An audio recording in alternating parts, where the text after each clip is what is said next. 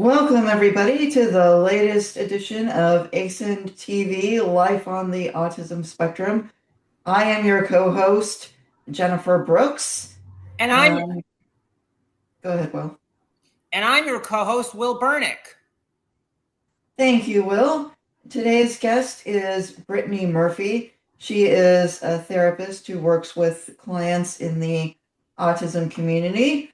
We'll learn more about her work in a few minutes, but first, Will, tell us about your shirt today. I'm glad you asked. This week's shirt, I'm wearing my Best Buddies shirt. Best Buddies has started their program for their program for the semester at USF, and next month they will be having their friendship walk in Golden Gate Park on April 18th from 8 to 12. I encourage all of you to come and support Best Buddies. Spread the word and walk and be a part of our big walk. All right. Very nice, Will. Would you like to ask our guest Brittany the first question? Glad to. Brittany, tell us about how you came to work with the autism community. Sure. Well, first of all, thank you everyone for having me. It's a pleasure to be here, and that's an excellent shirt, Will. How I got started in the autism community. So I became familiar with autism from a very young age, both on the professional side and on the personal side. So both of my parents work in the autism field, in the medical side and the psychology side. And then there's also a history of autism in my family. So I became familiar with autism from a very young age. And throughout my life, I've done different events, different walks, different volunteering events. It really picked up for me in college. So during college and after college as well, I got to work for a program called the UCLA Peers Program under Dr. Logison. And this is an evidence-based program that helps individuals on the autism spectrum, and those not as well, develop crucial skills for maintaining friendships, developing different types of relationships. And from there, I went to graduate school for social work, and I'm now a licensed social worker. So what that means is I can provide therapy to individuals. So now a lot of my work deals with helping individuals, whether it's addressing things on the autism spectrum, anxiety, depression, or any other common issues that people seek out therapy for. Interesting. Tell us about your current practice. Sure. So my current practice, I work at a private practice where I'm able to see clients in both New York and in California. And how that works is I meet with clients usually once a week and we establish treatment goals. What that means is when somebody comes to therapy, they discuss what issues or what skills they would like to work on or improve on. And once we've established those treatment goals, I meet with them once a week and we discuss current issues going on in their life, patterns, and we figure out, based on whatever those treatment goals are, how we can help them progress forward, feel more confident, reduce anxiety, or whatever those treatment goals may be. What are the main issues that your clients in the autism community come to you with? Sure. So there's a wide range of presenting problems that they'll come to me with. Sometimes it'll be something directly related to their autism diagnosis. This can be problems with daily tasks, or sometimes it's called executive functioning. It could be dealing with sensory issues if someone's feeling overstimulated at school or work, skills around that. Oftentimes, it's usually something from a comorbid diagnosis, and that's just a fancy way of saying having two diagnoses at the same time. So, particularly in the autism community, there's a really high rate of comorbid diagnoses. So, people on the autism spectrum, many of them are dealing with other common mental health challenges, including anxiety, depression, OCD, sleep issues. So oftentimes, many of my clients will be coming to me about one of these other issues as well. I would say the two most common ones are anxiety and depression. So, Brittany, you've mentioned a lot about anxiety and depression. I'd like to ask you, why do you think those are so pervasive in the autism community, and what do you do to address it? Sure. Well, first of all, Jennifer, that's an excellent question that a lot of my work centers on. If I had to narrow it down, I think there's a couple of reasons, but one of the biggest is our current world is structured in a very neurotypical way. And when things aren't working for individuals on the autism spectrum, right, we know there are social challenges, so it can be harder to develop and maintain friendships or other types of relationships. We know that it can be harder to maintain employment or to perform well in school if there aren't supports in place. So, if we're existing in a world that's not built for us, there's a lot of challenges that come with that. And with those challenges, we know that when things aren't working, that's when anxiety and depression can become even more prevalent and more common. So, I would say that's one of the biggest reasons. Another reason that stemmed from the COVID pandemic, but is continuing to move forward, is isolation. So, if it's harder to maintain friendships or other relationships, there can be feelings of isolation, which can really make anxiety and depression more prevalent as well. Brittany, how can these issues within the autism community be addressed? And should it be entirely up to individual people with autism, or is there anything we can do to change the social structure? Great follow up. So, I would say when these issues that I just described, when they come up, how we address them, the clients and myself together in therapy, is we use a lot of different approaches to try to reduce that anxiety and depression. So, what that means is we use some mindfulness and deep breathing techniques. We use some thought pattern exercises to try to help clients escape the thoughts that are running over and over in their head. And we try to get clients to be in the present moment.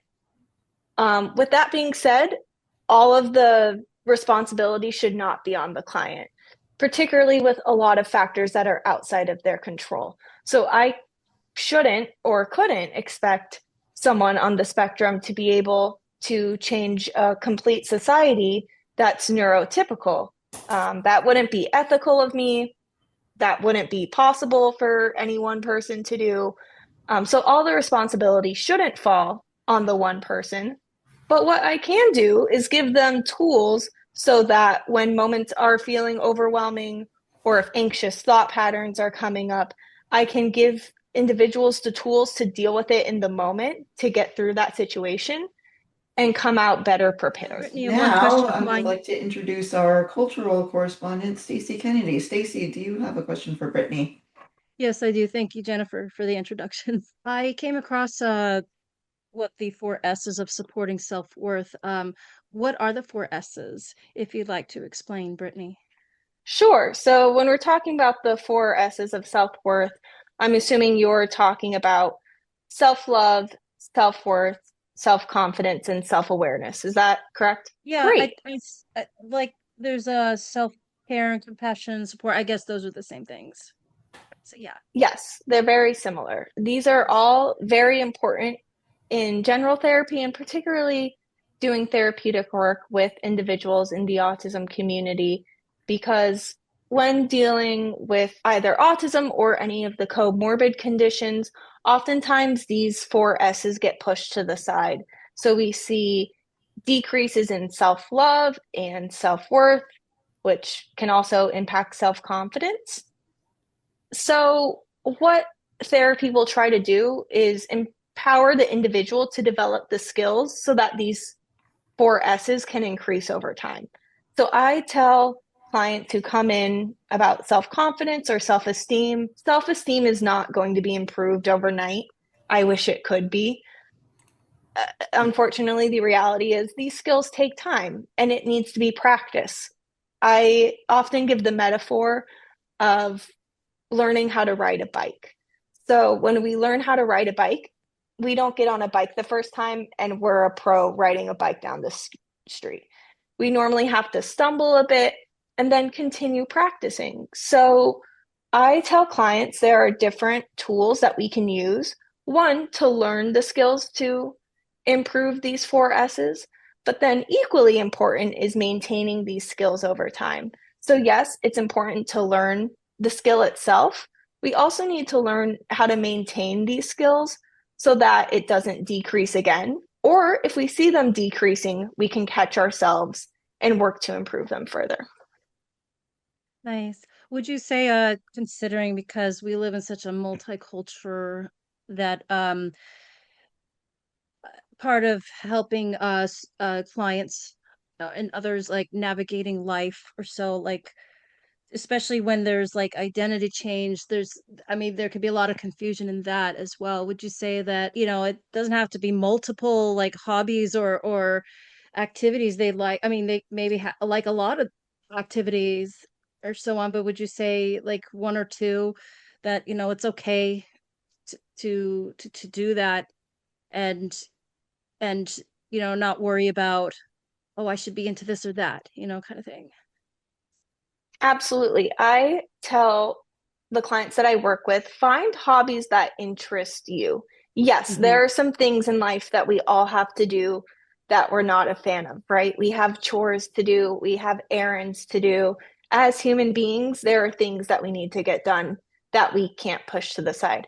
However, with hobbies, it's all about what interests you. And there's a really important reason why. So, as humans, we connect with other human beings based on common interests. That's where our hobbies can come in. So we can meet other people who are interested in similar types of music or movies, art, sports, books, whatever those interests may be. If I'm pretending to have interests, I might not be meeting people who share similarities with me. That's not to say I shouldn't be open and try new things, but it's also important to find the hobbies that actually speak to us. All right, Will, do you have any more questions for Brittany? I've got several questions. Brittany, do you see patients change after you've worked with them? I do. And I think that's one of the most important questions I get as a therapist are individuals coming to me and saying, if I work with you, will I actually see change in my life? And the answer is yes.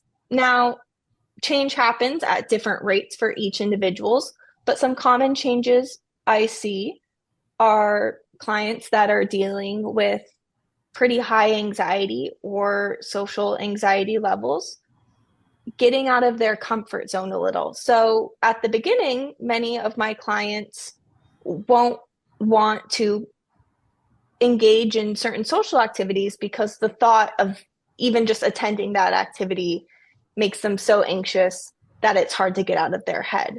But through work and by slowly building up to a social event or something similar, we work on adapting behaviors step by step. So I don't expect behaviors to change overnight. That's not how human brains are wired. So what we'll do is we'll break down a goal step by step. Let's say the goal is attending a meetup at a like a local coffee shop. What we'll do is we'll break it down step by step so that I'm not just leaving the client to attend that coffee shop without any skills. We'll maybe go to that coffee shop. They'll try to go to that coffee shop by themselves first, get a lay of the land. They'll practice conversation skills with me during therapy using role play exercises. And they'll also practice conversation skills with people in their lives that they're comfortable with. So we build it up step by step. So that way the behavior changes can feel natural and it can feel like it's not too overwhelming or that it's not happening all at once. And through that, we have, at least in my private practice where I work, we've seen clients really take this step forward and within a few weeks and within a few months begin to make those behavior changes. My next question, what are the main symptoms you work with? Sure. So the most common presenting issues that clients identify when they choose to work with me, many of them identify as being on the autism spectrum. I also see a lot of anxiety, depression, ADHD, social anxiety. I would say those are the most common ones. There are some other ones as well, but those are the most common. Interesting. And how how and what cities have you worked with clients in? Sure. So I've worked with clients all over the country.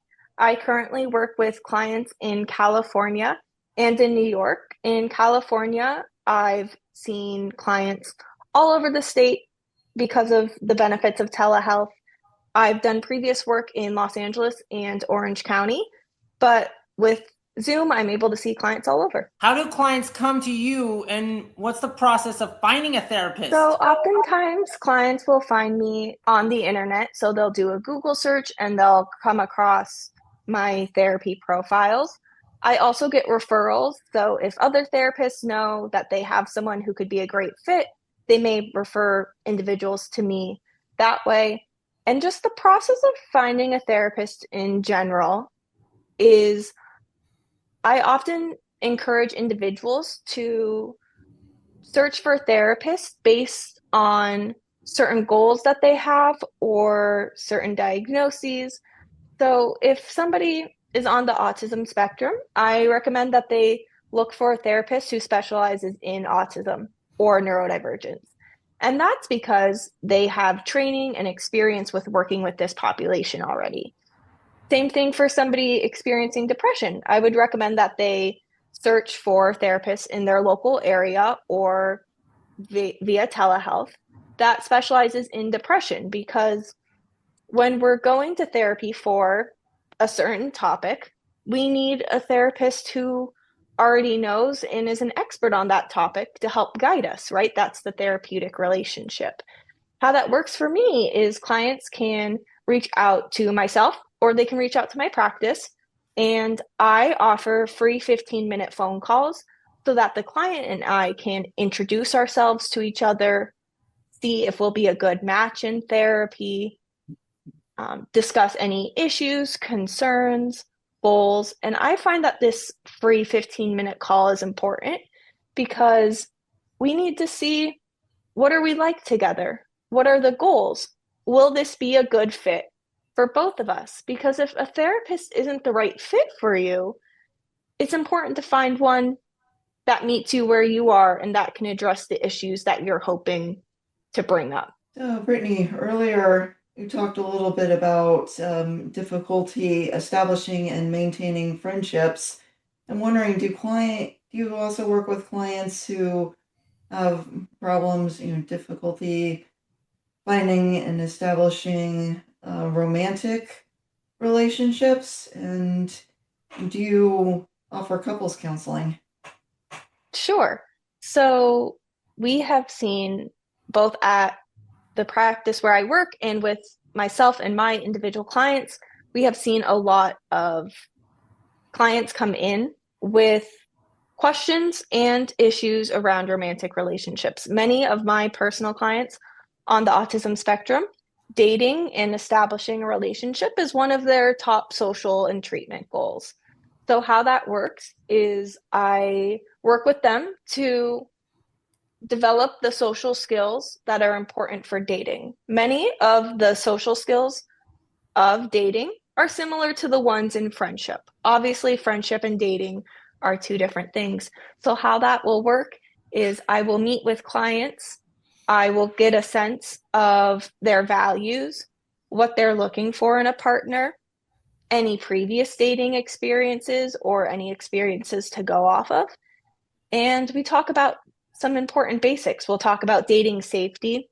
We'll talk about what they're looking for in a partner. We'll talk about dating etiquette, right? Because we want to be polite when we are meeting potential partners and going on dates.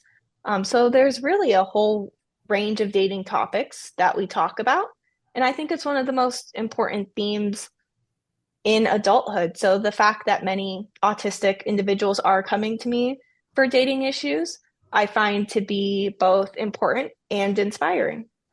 In terms of couples counseling is available. I will say couples work versus individual work is a very different dynamic. So it just depends what the individual or the couple is looking for. And what is the best way for people to contact you?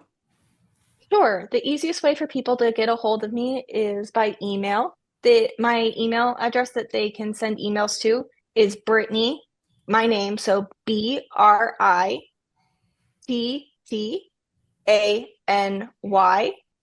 at a good place therapy, AGOOD place, PLACE, therapy.com. I will also make sure that it's in the chat so that way it can be displayed. So that's my email address. And then I will also give the website that can be flashed above where they can find me. Thank you, much appreciated. And now comes the book review from the book correspondent, Jennifer Brooks. Well, thank you, co-host Jennifer Brooks, for that lovely introduction. And welcome everybody to the latest AASCENTV Life on the Autism Spectrum book review. Today, I would like to tell you about Making Friends as an Adult for Dummies. Now, when I was looking up this book on Amazon, I typed in the search term Making Friends as an Adult, and a lot of books showed up. And this one was buried somewhere in the middle. So why did I choose this one? Well, in chapter 2, there's a special section called Understanding Why Neurodivergent People Have a Harder Time Making Friends. In Dummies book fashion, there's a bulleted list. I'll read just one at the top. They may have difficulty reading social cues, facial expressions, and reading between the lines to determine how to act or respond in a social setting. And then comes a subsection, seeing why friendships are important for neurodivergent people. Now you could say, well, friendships are important for neurodivergent people for the same reasons they're important for everyone. But if you really want to get into specifics, here's 3 of the items on the list. Having close friendships helps reduce loneliness. 2, having friends who truly get you is comforting. 3, friendships give you a greater sense of belonging, which I think is true for everyone, not just the neurodivergent, although it may be, to some extent, even more true for neurodivergent people. And now we come to the next subsection, making friends when you're neurodivergent. Bond with others over shared interests. Yes, Temple Grandin gives this advice all the time, and she must be onto something. Build up your social self-confidence slowly and in small ways. Determine your preferences for meeting new people. Make friends online. Yes, if you're on LinkedIn, come and join our LinkedIn group, the AASCEND Spectrum Employment Group. Make plenty of friends there. Join a support group for people who have autism, ADHD, or sensory processing disorders, such as AASCEND, if you happen to be in the San Francisco Bay Area. We have in-person events at the Arc of San Francisco several times a year, so come and join us. We'd love to meet you. If you have a special area of interest, go to conventions or conferences around that interest to meet other people. Work on conversation skills, both small talk and deeper conversations. Join a social skills group for adults. Try a friendship app that is specifically geared toward making friends, like Bumble for Friends. Try volunteering.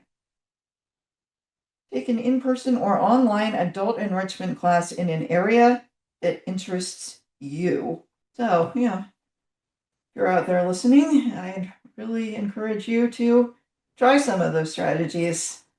All I can say is, yeah, when I joined AASCEND, I found a community of wonderful friends, including the other members of this TV show team. And those people have greatly enriched my life, and they have stood with me through good times and bad. And I know it's tough. It wasn't always easy for me. Okay, I know it sounds glib, but I mean, yeah, just keep persevering and don't give up hope. There is someone out there who will be your friend. Thank you. That was insightful. And now we will hear from our cultural correspondent, Stacey Kennedy. Hello, everybody. Stacey Kennedy here. Today, I would like to share a couple things from Autism Society. There is going to be a Warriors versus Kings game Saturday, April 7th. And they finally have a Petinelli Financial Partners Night at the Chase Center. And one of the many gigantic dubs, SFA SA fans really hope they can make the night just as fun as last year. And Golden State Warriors versus Sacramento Kings, Tuesday evening, April 7th. The tip-off tickets are in the section 222 upper level facing the Warriors bench. There is a link that if you go to the Autism Society website, there is a link you can click on where you can purchase tickets as soon as you can. One person you can email is Leslie at sfautismsociety.org with any questions or concerns. Again, Saturday, April 7th is Warriors versus Kings. And one thing, or the next thing I would like to share with you, is every week on Sunday until December 31st of this year, Bay Area Autistic Collective, or BAAC, has a virtual meetup for autism adults only. They are a nonprofit serving the autistic adult community. This virtual meeting, is 7 to 8 p.m. PST weekly for social hour and exclusively for, like they said, for autistic adults. The group is safe where you can unmask. You could be our authentic selves and be as neuronormative outside of the neuronormative as possible. And so anyways, BAAC social Zoom every week on Sundays. And website, the BAAC.org. Go to the website to find out more information about the Zoom link. And any questions, I'm sure you can ask them. Thank you. This concludes another edition of AASCENTV, Life on the Autism Spectrum. Until next time, I'm Jennifer Brooks. I'm Will Burnick. I'm Stacey Kennedy. I'm Brittany Murphy. And be sure to tune in next time.